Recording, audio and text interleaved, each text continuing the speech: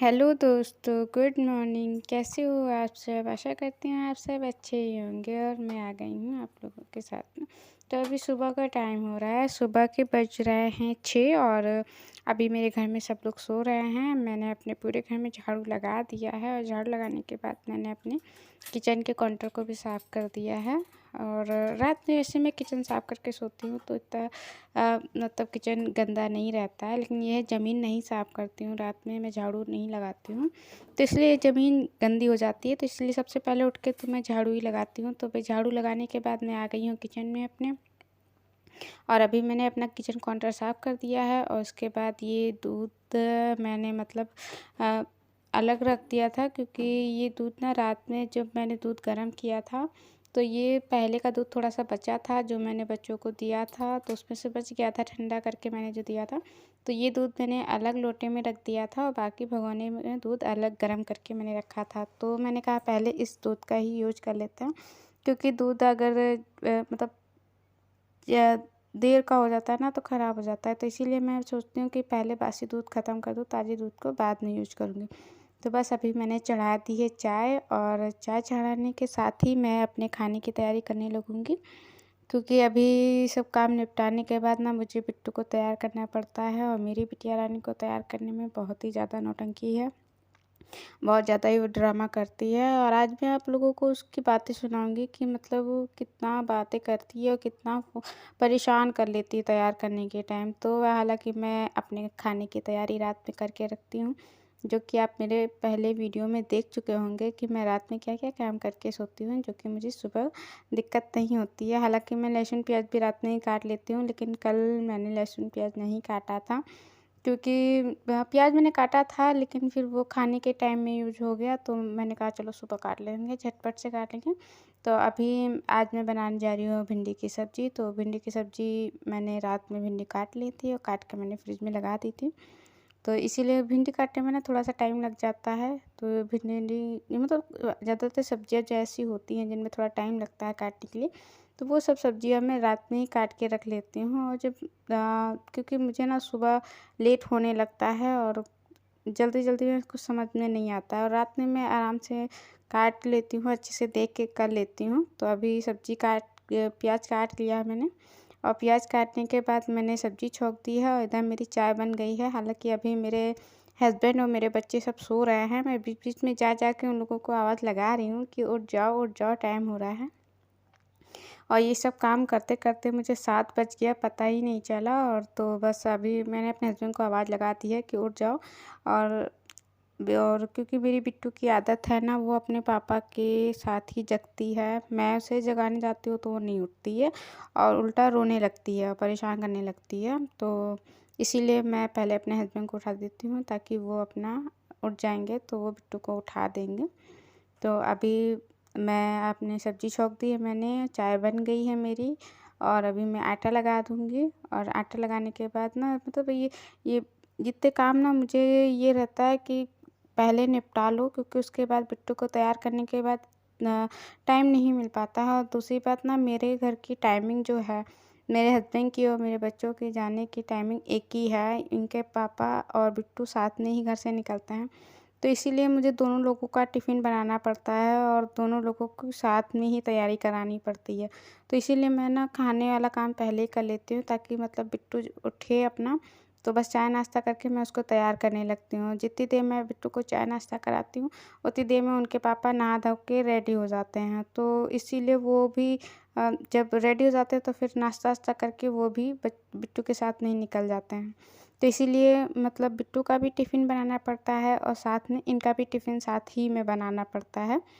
तो हालाँकि जब ये दुकान जाते हैं या दुकान पे रुकते हैं तब तो चलो इतनी दिक्कत नहीं होती है कि मतलब ये दोपहर में खाना खाने आ जाते हैं। लेकिन अभी इस टाइम ये दुकान पे नहीं जा रहे हैं, दूसरी जगह पे काम कर रहे हैं, तो इसीलिए इनको टिफ़िन ले जाना पड़ता है। तो इसलिए मैं सुबह उनका भी टिफ़िन साथ में ही बना दूँगी।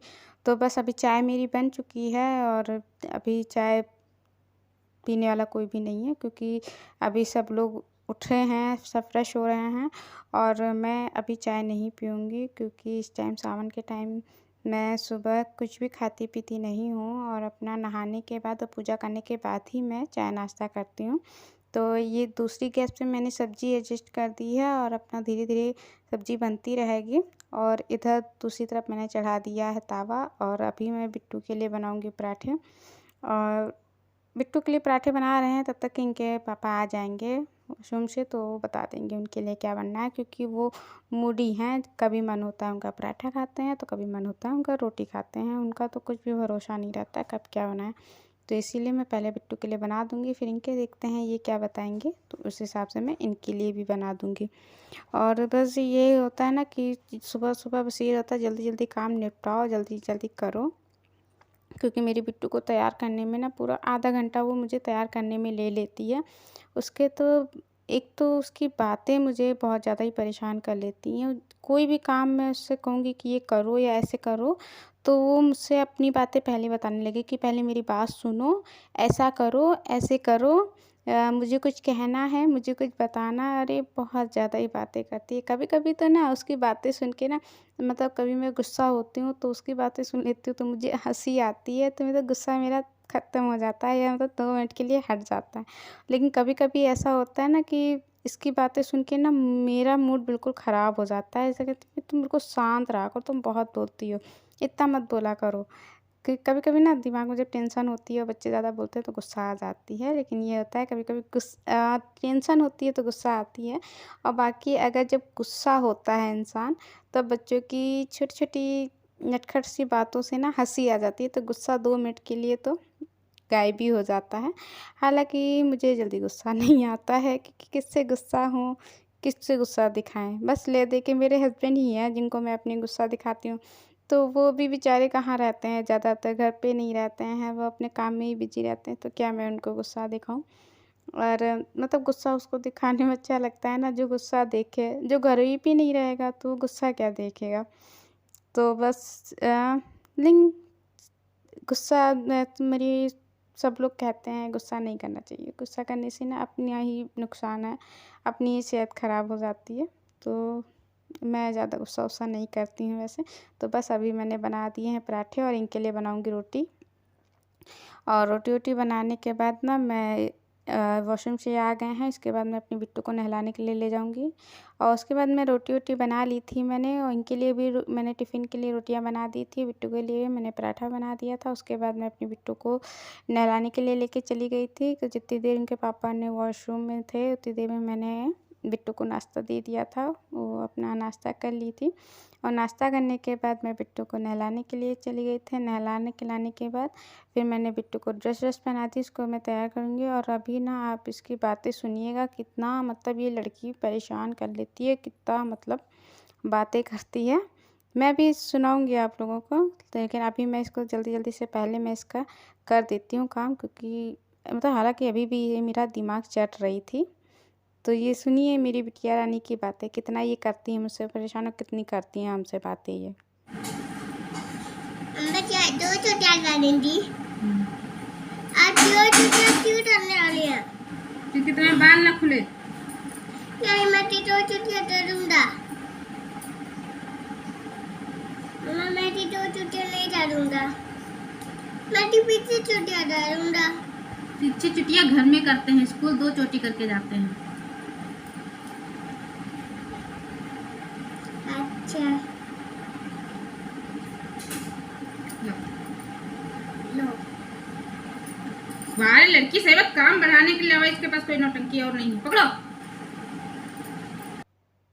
देखा कितना परेशान करती है, बहुत ज़्यादा ही परेशान करती है लड़की। अभी तो मैं फटाफट से इसकी चोटियाँ बनाने में लगी हुई हूँ, और पता है एक काम मैं करती हूँ तो दूसरा काम बढ़ा देती है। और ना पता नहीं कहाँ से इसके अंदर इतनी सारी डिमांडें आ गई हैं, ऐसे नहीं ऐसे करो, ये नहीं वो करो, ये नहीं ऐसा करो।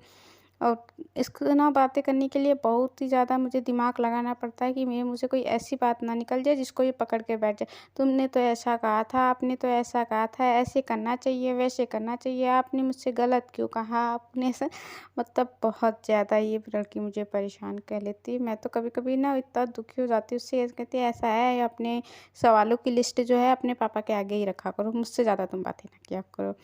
तो अभी ये देखिए मेरी बिटिया रानी हो गई है तैयार, इनकी मैंने कर दी है 2 चोटी और 2 चोटी करने के बाद अभी जो थोड़ा-सा इनका मेकअप मैं कर देती हूँ क्योंकि मेरी बेटी को मेकअप का बहुत ज़्यादा ही शौक है। तो बस अभी मैंने अपनी बिटिया को तैयार कर दिया है, पाउडर लगा दिया है, उसके बाद थोड़ा-सा इसका चेहरा ना ऐसा-ऐसा शार्प कर देती हूँ, सूखा-सूखा नहीं लगता है। और इसके बाद मैं आ गई हूँ मैं और किचन में आने के बाद सबसे पहले तो मैं अपनी बिट्टू का टिफ़िन तैयार करूँगी।